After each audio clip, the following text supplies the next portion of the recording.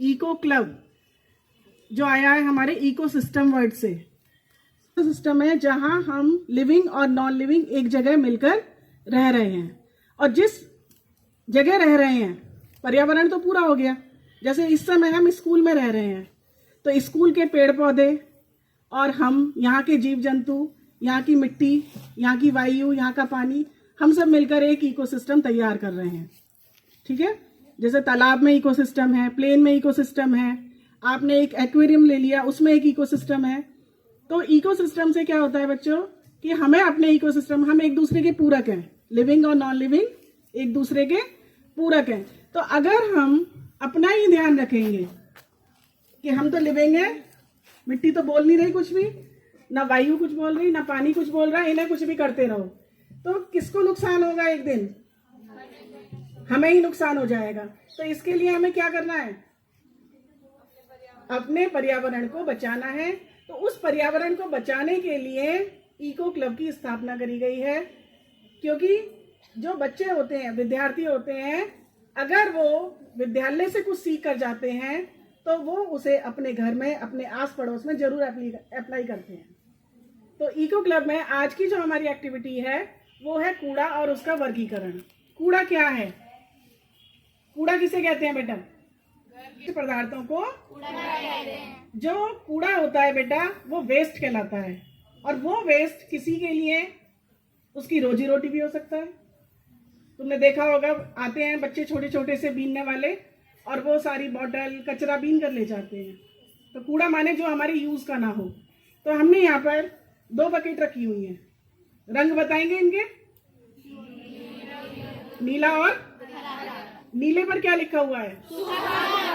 और हरे पर क्या लिखा हुआ है?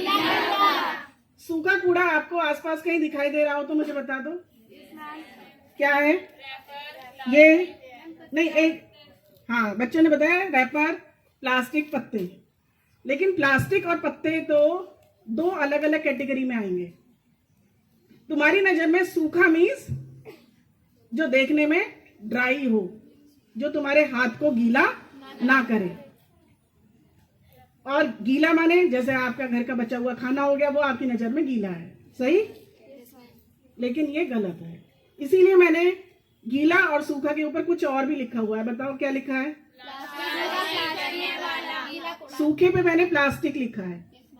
सूखा कूड़ा बेटा, कूड़ा 2 प्रकार का होता है, एक जैव अपघटनीय और एक जैव अनअपघटनीय। यानी जिसे कीटाणु यानी कि छोटे छोटे जो हमारे बैक्टीरिया होते हैं वो खा सकते हैं, वो हो गया जैव अपघटनीय, और जिसे कीड़े नहीं खा सकते वो कौन सा हो गया? अनअपघटनीय। तो प्लास्टिक कैसा है? यानी जिसे कीड़ा नहीं खा सकता, बैक्टीरिया नहीं पचा सकता। तो प्लास्टिक कौन सी कैटेगरी में आया? प्लास्टिक सूखा बन गया। सूखा मीन्स जो कभी गलेगा नहीं। गीला कूड़ा, अब याद रखेंगे मेरी बात को, गीला माने ग और ग माने गलने वाला। बोलो। और ग माने ग्रीन। ये पेड़ पौधे जितने भी हैं कैसे हैं बच्चों? ग्रीन। इनसे निकलने वाला जितना भी कूड़ा होगा वो सब गीले में जाएगा। आपका जितना भी खाना होगा, आपने सेब खाया, उसके जो बीज और जो भी कुछ निकला वो आप गीले में डालेंगे। यहाँ जितने भी पत्ते पड़े हैं वो सब गीले में डालेंगे। आपकी रोटी बच गई, और रोटी के ऊपर जो कागज लगा के लाए हैं वो भी, और अगर फॉइल पेपर लाए हैं तो सूखे में लाए हैं। अब देखो बच्चे ने कुछ कूड़ा इकट्ठा किया है। आओ बेटा आगे।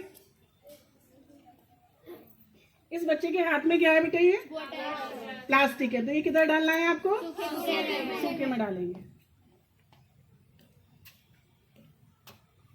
अब ये कागज किस में डालेंगे? गीले में। क्यों? कागज किससे बना है? लकड़ी से, लकड़ी के पल्प से बना है, और लकड़ी क्या है? ग्रीन। तो अब हर बच्चे को याद हो जाएगा या नहीं? yes, और भी कूड़ा अगर आपके आसपास है बेटा तो बाहर लेकर आओ उसे। और कूड़ा नहीं है, सारा कूड़ा आ गया है। तो अब आप 2 चीजों का ध्यान रखेंगे। क्या चीज? सूखा और गीला। हर बच्चा जैसे ही कोई भी कूड़ा देखेगा तुरंत अपने दिमाग में लाएगा, पेड़ पौधों से मिला हुआ कूड़ा है तो उसे गीले में डाल देगा, और बाकी जितना भी कूड़ा है, आपका पेन रिफिल खत्म हो गया है, तुरंत उसे सूखे में डालेंगे। आपने कोई पैक्ड फूड खाया है, बिस्किट खाया है, पॉपकॉर्न खाए हैं, कुछ भी खाया है, उसे सूखे में डालेंगे। अब आज से सब बच्चे इस काम को करेंगे। तो इस बकेट में हमारा इतना सूखा कूड़ा इकट्ठा हो जाएगा कि उससे हम क्या बनाएंगे, इको ब्रिक बनेंगी और हमारा स्कूल बिल्कुल प्लास्टिक रहित हो जाएगा।